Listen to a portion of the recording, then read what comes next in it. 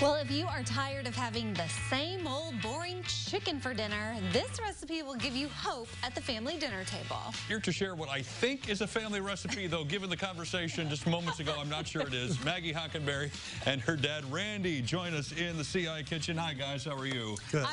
I got to have it one time, but I mean, it's a family meal. I guess that makes it family, sure. He makes it for my mom and my brother, but I'm not a part of that anymore. So. Oh, well, it must have been good, though, for him to want to make it here in our CI kitchen. Yes. So what is special about this chicken? So this chicken dish is a Israeli chicken dish that was actually introduced to me through my boss's wife, Lori Gottlieb, who they went to the restaurant in Philadelphia and had the chicken and just absolutely loved it. So they got the recipe and invited me to their house, and I had it, and it was absolutely wonderful. And you guys know me, I've been on TV a few times. I changed things to make it look or taste, you know, the flavors that I like. Yeah. You say Israeli, like from Israel? Yes, it is. All right. What makes chicken Israeli chicken? So this is it's Here, marinated. I'll let you skid over there. So the chicken's marinated for 24 hours with black pepper, smoked paprika, kosher salt. So that's Israeli. Kosher, sure. And then also dried garlic. You marinate it for 24 hours, and then you basically take it out, and I'm going to start adding my ingredients. So okay. What I did was I have chopped up carrots, all different colors. Those are my favorite carrots. Me too. And I put that in my bottom of my cast iron skillet. You could cook this in a roasting pan, cast iron skillet, really anything that is non-glass. Because of the temperatures that you're going to cook it in. And then I'm going to add some cut up celery here. And Dad, back to the chicken. Is it a whole chicken that you cut up?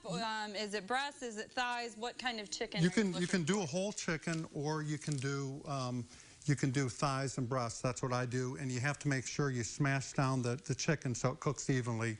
So you don't want that big thick end on one side and a little tiny thing. Well, and the thing about this dish is it's got that honey taste to it, and it's really the skin.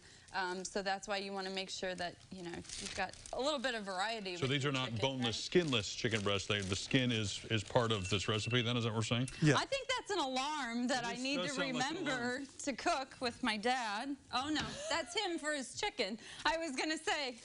There we go. So I also put... I need set an alarm just to make sure you don't burn the chicken.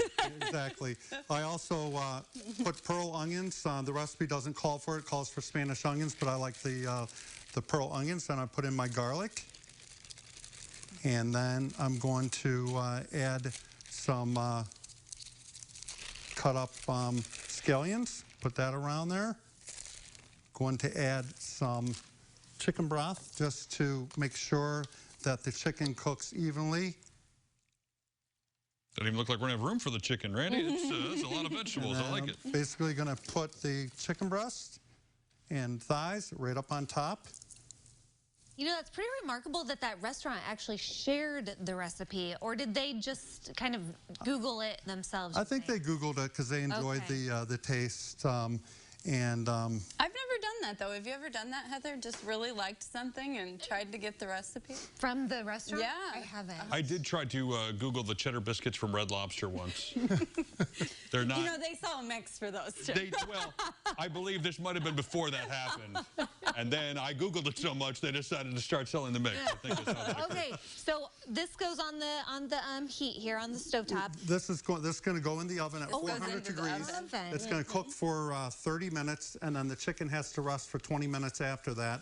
Okay. Then you take the chicken out, and then I'll put the honey glazed on it, which will be consisting of honey, apple cider vinegar, and scallions. Okay. Man, this sounds amazing. All right. Yeah, it does. I love a one-pot dish here. That makes it so That's simple. not a crock pot. I'm getting a little burned out on the crock pot. Every time I fix a crock pot dish, my family all like about whatever you do, don't tell Jacob Dickey.